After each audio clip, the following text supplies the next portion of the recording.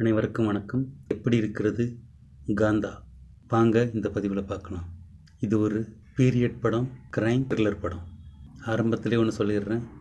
ஒரு விதை மரத்துலேருந்து மண்ணில் விழுதுன்னா அந்த மண் அந்த விதையை அரவணைச்சி தன் கட்டுப்பாட்டுக்குள்ளே வச்சுருக்கணும்னு நினச்சாலும் அந்த விதை எப்படி இருந்தாலும் முளைச்சி விண்ணு நோக்கி உயர்ந்துடும். அப்போ அந்த மண் அந்த மரத்தை அண்ணாந்து தான் பார்க்கணும்.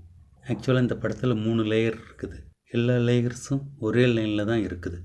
முதல் லேயர், ஒரு மிகப்பெரிய டைரக்டர், பாலச்சந்தர் மாதிரி நினச்சிங்க. ஒரு நாடக நடிகர் ஒருவரின் திறமையை பார்த்து அவரை சினிமாவுக்கு அழைத்து வருகிறார். அந்த நடிகரோ மிகப்பெரிய நடிகராகி விடுகிறார். நம்ம சிவாஜி கணேசன் மாதிரி நினச்சிங்க. ஆனால் டைரக்டரின் படங்கள் சரியாக போகவில்லை.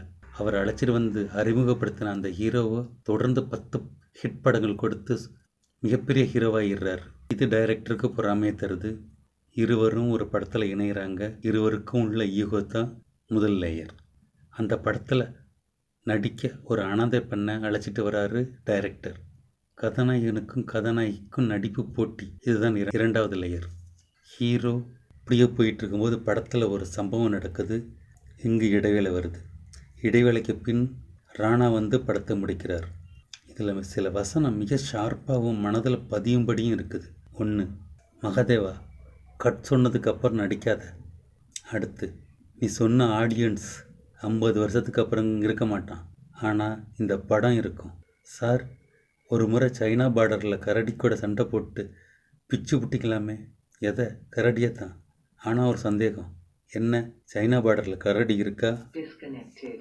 ஐயா, நீங்கள் எனக்கு வாய்ப்பு தான் கொடுத்தீங்க, வாழ்க்கை கொடுக்கல. இந்த மாதிரி மனசில் பதிகிற மாதிரி பல வசனம் இந்த படத்தில் இருக்குது. அடுத்து, படத்தில் ஹீரோவாக வர துல்கர் சல்மான். ஆக்சுவலாக இந்த படத்தில் நான் துல்கர் சல்மானை ஒரு இடத்துல கூட நான் பார்க்கல. அப்படியே மனசை சிவாஜி மாதிரியே, சில இடத்துல சிவாஜி, சில இடத்துல எம்ஜிஆர் மாதிரியே அசத்தி விட்டார். துல்கர் சல்மானை கடைசி வரை நான் பார்க்கவே இல்லை. மகாதேவனை தான் பார்த்தேன். டைரக்டராக சமுத்திரக்கனி வருகிறார்.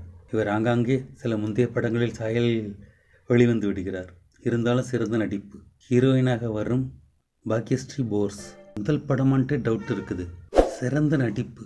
அசைப்பில் கீர்த்தி சுரேஷ் போல தெரிஞ்சாலும் இந்திய சினிமா உலகில் இவருக்கு ஒரு நல்ல குணச்சித்திர வேடங்கள், கிளாமர் ரோலிலும் ஒரு ரவுண்டு வருவார். மொத்தத்தில் காந்தா எப்படி இருக்கிறது? நல்லா வர வேண்டிய படம் கிளைமேக்ஸில் கொஞ்சம் இழுவையினால் ஒன் டைம் வாட்சிங் மூவியாக தான் இருக்குது. அடுத்த பதிவில் சந்திப்போம்.